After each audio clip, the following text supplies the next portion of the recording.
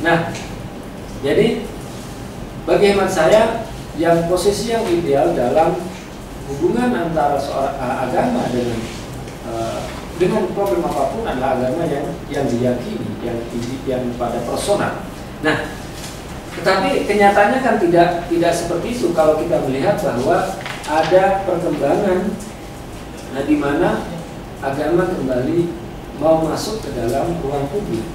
Ya, dengan alasan misalnya ada kritik terhadap komunisme, terhadap sekularisme, ada kegagalan di situ, ataupun kita mengatakan bahwa agama yang dulu pernah menyokong atau hidup dari sokongan politik kekuasaan itu memang tidak pernah lemah, ya, atau tidak pernah abad pertengahan kekuasaan antara kekuasaan politik dan gereja Katolik, ataupun juga dalam Islam di abad-abad pertengahan dan sebagainya.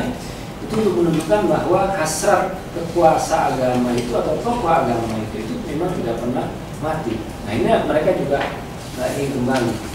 Nah, tetapi ada tokoh-tokoh yang kita lihat yang terinspirasi oleh nilai-nilai keagamaan, meskipun dia membawa atau dia sebagai tokoh agama ataupun membawa inspirasi agama, memang bisa menciptakan atau menggagas agama itu untuk perdamaian.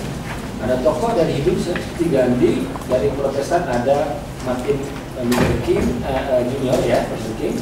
Kemudian juga ada gerakan Katolisisme di Amerika Latin, ada sosok seperti Gus Dur yang memperbaiki dan lain sebagainya. Yang kita lihat bahwa bisa menjadikan agama sebagai alat emansipatoris, pembebasan, perubahan untuk kondisi sosial, ekonomi dan politik. Tetapi juga ada agama yang tokohnya yang paling ekstrem seperti Osama bin Laden, kan? Atau Petra Benson yang Protestan fundamentalis yang ada di Amerika, ataupun juga ada Halilintar yang MUI yang ada di Indonesia, ya kan? Ada Tifatul sendiri yang meskipun menteri tapi merasa jadi ustadz, gitu kan? Ya, ini adalah golongan yang membawa agama itu bukan sebagai inspirasi tapi sebagai aspirasi. Ini yang beda. Kalau yang pertama itu dia melihat ajaran agama sebagai inspirasi. Jadi karena inspirasi itu pada nilai-nilai etis. Nah, kalau aspirasi itu kan dia adalah suara kelompok agama. Misalnya Osama bin Laden yang membawa suara kelompoknya sendiri.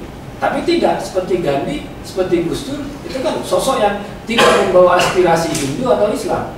Malah dua tokoh ini di kalangan agama-agama yang fundamentalis di bawahnya, mereka adalah serangan. Gandhi serangan kelompok Hindu fundamentalis, Gus Dur juga sama. Nah, jadi mereka ya kelompok kedua ini bukan menjadikan agama sebagai inspirasi, tapi sebagai aspirasi, sebagai alat untuk memobilisasi kekuasaan dan politik untuk berkuasa.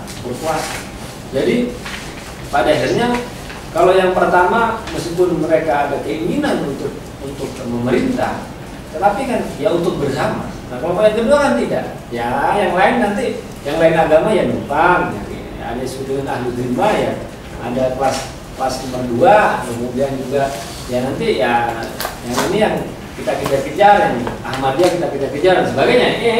Ini adalah perbedaan dua kelompok yang ingin mengembalikan agama kepada ruang publik, tapi dengan produk yang berbeda. Yang pertama lebih pada sebagai pembebasan, dia adalah inspirasi, dia adalah perubahan terhadap sosial, ekonomi dan politik.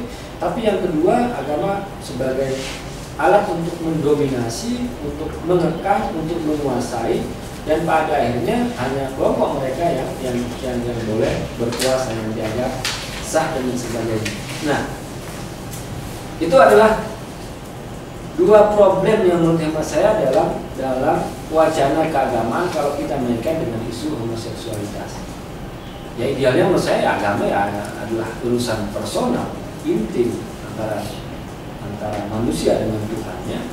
Tapi kalau kita masih punya inspirasi agama kembali ke ruang publik dengan alasan apapun, ya tirulah kelompok yang pertama yang menjadikan agama sebagai inspirasi, ya itu. Nah, kembali ke soal isu homoseksualitas, bagi saya ada pepatah Arab yang mengatakan bahwa an-nasu aga'u majahil, bahwa manusia itu cenderung memusuhi yang tidak diketahui. Jadi apa yang tidak diketahui itu akan dijadikan sebagai sesuatu hal yang ancaman bagi dirinya. Nah, dalam isu ini pun juga kalangan agamawan atau yang terinspirasi ataupun yang mengambil dari agama, itu mereka nggak tahu. Setelah mereka tidak tahu, ya mereka ya curiga. Misalnya isu dulu pernah ada diskusi perlindungan perempuan di kampus-kampus, isunya tentang seksual minoritas. Ya, ada Mbak Gayatri, ada lesbian yang berbicara. Kemudian satu penanya bertanya, saya membayangkan kalau dunia ini semuanya lesbian. Terus bagaimana soal generasi? Gimana soal keturunan? Jadi ini ungkapan yang datang. Jadi seolah Toyo ini seorang misionaris, semua laki-laki kan pengen gay semua. Jadi kalangan mereka gitu. Jadi ini soal datang. Nah, karena tidak tahu curiga. Nah, karena curiga terancam merasa dirinya ingin digaykan, ingin dilesbiankan, ingin dihomoseksualkan, karena tidak tahu. Kemudian isunya salah satu contoh misalnya dari tweetnya Tifatul sendiri mengatakan bahwa HIV dan AIDS itu hanya berkaitan dengan homoseksualitas, peningkatan di kalangan gay yaitu AIDS. Ya, ini kan soal ketidaktahuan bahwa apakah dia orang yang hidup dengan HIV AIDS malah lebih banyak kalangan heteroseksual. Kemudian mengatakan bahwa HIV AIDS juga hanya berkaitan dengan hubungan seksual. Nah, ini soal informasi yang benar-benar tidak tahu ya mohon maklum, memang menteri kita ini bukan menteri komunikasi dan informasi, tapi menteri miskomunikasi dan disinformasi. Ini soal ketidaktahuan terhadap apa yang disebut dengan orientasi seksual, apa yang disebut dengan identitas sosial, apa yang disebut dengan identitas gender. Akhirnya dia itu mengambil informasi yang salah. Kemudian tanya ngobrol, ternyata walinya itu juga sholat loh. Saya bilang, ini karena informasi yang tidak ada, gitu. Bahwa tidak tahu ya soal apa itu homoseksualitas, apa itu orientasi seksual dan lain sebagainya. Kemudian apa yang disebut dengan gerakan-gerakan yang berbasis kepada LGBT. Dikiranya ya gerakan LGBT ini seperti gerakan dakwah Islam, dakwah misionaris, agama gitu.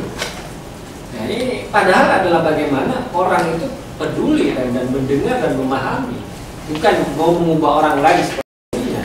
Ya kenapa? Karena pola yang ada misionaris agama ini soal penaklukan akidah, sehingga orang yang ketika bicara tentang isu homoseksualitas seakan-akan dirinya akan menjadi homoseksual juga. Nah, ini yang menjadi problem ketidaktahuan di tengah masyarakat itu. Nah, ini bagi saya yang umum yang sekarang yang dalam masyarakat itu belum pada level homofobia, tapi pada level yang mereka tidak tahu.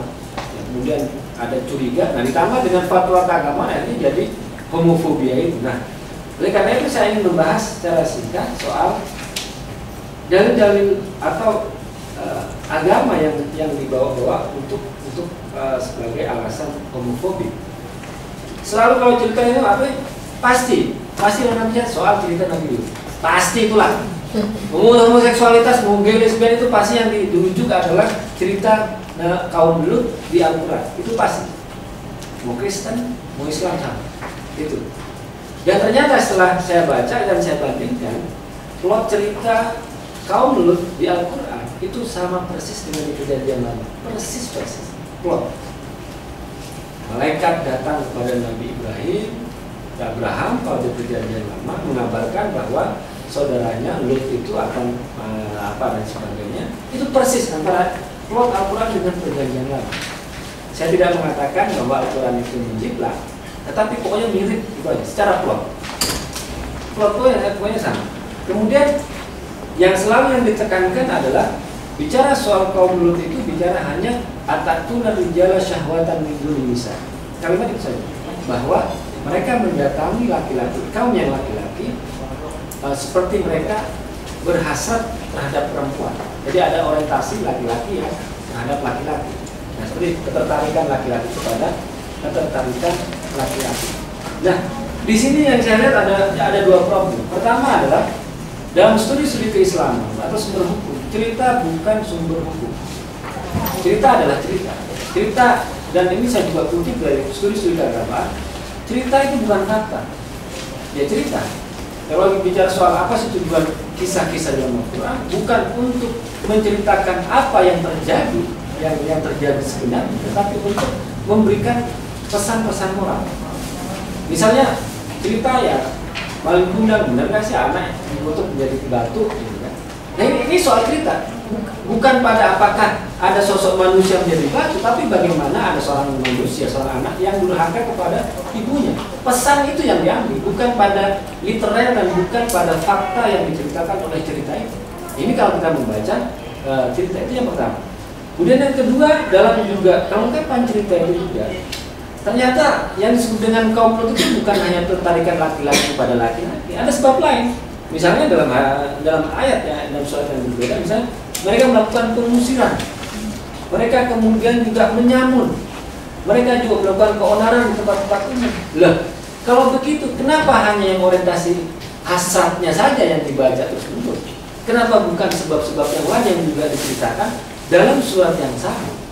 Oh, jangan-jangan kamu sudah membenci gay, ya kan, membenci homoseks, kemudian mengambil ayat itu dan hanya melihat kepada persoalan orientasi seksualnya saja. Ya bisa jadi karena ada bias dalam melihat ayat dan sebagainya. Nah ini yang menurut hemat saya yang bahwa bisa kembali lagi menafsirkan teks-teks agama. Ada juga disebut dengan hadis-hadis, dan saya sudah menuliskan di sini. Ada penelitian hadis-hadis mengatakan bahwa segala hadis-hadis yang dibawa dalam mengkriminalisasi homoseksual itu semuanya adalah hadis-hadis yang lemah. Nah ini yang saya. Jadi itu sekedar pengantar dari saya soal bagaimana hubungan antara agama dan isu homoseksualitas. Yang maaf karena saya lebih berat ke soal keislaman, karena itu yang saya tahu. Yang lain yang ingin menambahkan ya silakan saja. Terima kasih dan kita bisa berdiskusi.